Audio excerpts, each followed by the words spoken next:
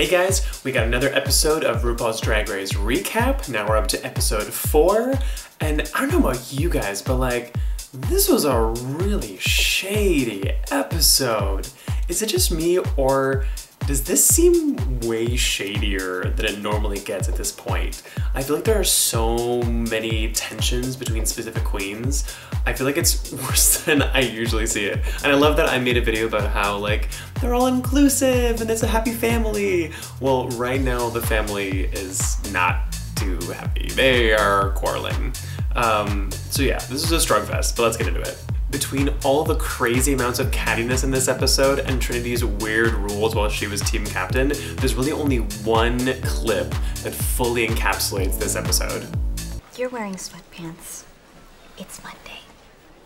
So? So that's against the rules, and you can't sit with us. Whatever. Those rules aren't real. They were real that day I wore a vest, because that vest was disgusting. You can't sit with us! So we start off and Aja is being super shady about Valentina. I get that she's upset. You know, I'm sure she's still sore from being in the bottom 2, but like, being upset at Valentina isn't gonna help her. Her best bet is just take the judges' critiques and move on. And thankfully, when we do come to Untucked, she does actually take on that idea. I think she's had some time away from it, she has had some time to process, and she actually does apologize to Valentina and says, you know what, I took the judges' critiques, I'm ready to focus on myself. And actually, Valentina does a really good job with this. It's kind of a silly little like motion that she does because she goes, and I think that's so important in all competitions. You can't focus on anybody else but yourself. Focus on the competition, and that is it. You know, as they say in Mean Girls, you're not gonna be better by making fun of the girl in front of you. She's still gonna beat you. You gotta focus on the limit does not exist. So I love that Aja turned it around. But in the beginning, she was real shady. So the girls are challenged to create their own morning talk shows and are split into 2 teams. Team Not On Today and Good Morning Bitches. So right off the bat, we see how important attitude is. On the second episode, Valentina was picked last for the cheerleading episode. She chose to rise above that and say, okay, I was picked last, but I'm gonna show them that they've got a superstar on their team. Nina Bonina this week was picked last and chose to mope about it for like the beginning of the episode. Eventually she did get out of her funk and ended up killing it in her segment, but I just think it's so important. They both looked at the same situation in completely different ways, and Valentina having a positive attitude made all the difference, and she went on to win that competition. Oh my god. Hands down, my favorite part about this episode was Sasha and Shay's chemistry. The like sexual tension in that scene was just palpable when they like started biting the broccoli together. I was dying. Hands down, like, one of the best top moments of this entire season. And by sharp contrast, Not On Today, there were so many cringy moments. I spent most of the episode watching like this. Awkwardness just like makes me feel so uncomfortable. Like watching people squirm just makes me so uncomfortable. Like watching them squirm for their lines and like have these awkward pauses, and then, you know, Trinity and Peppermint's weird tension. Like I get what they were trying to do, and that could have been funny, but it could have been funny if it was lighthearted, if they were lighthearted about their derision of each other. It was just mean-spirited, and they weren't, you could tell they weren't confident. Thankfully, Eureka and Nina Bonina pulled that out in the DIY section. They salvaged it somewhat, but like the rest of it was just so painful to watch. So Charlie has a really intimate moment here where she talks about being part of the AIDS epidemic, surviving through it, watching many of her friends die.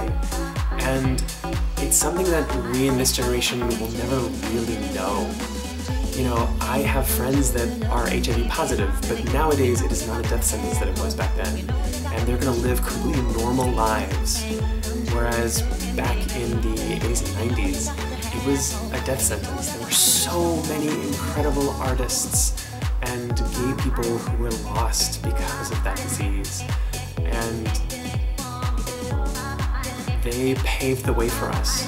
The work that they did and the fighting that they did allowed me and people like me to walk down the street holding my boyfriend's hand, or, you know, to someday get married if I want to. So really all I can say is thank you. If you're watching this and you had any part of that, thank you. I want to be able to thank you in my work that I do, and I also want to help tell your story. So if you're a part of the older generation of gay men and women, I want to hear your story. So please post a comment about it, or send me a private message if you'd like. I want to help tell these kind of stories. That's why I'm here, and I want to hear your story. But first and foremost, I just have to say thank you, because I really do owe an immense debt of gratitude to you. So, back to the competition. The runway was super rushed, probably because they spent so much time with all the cattiness of this episode. I pretty much agree with the judges' critiques.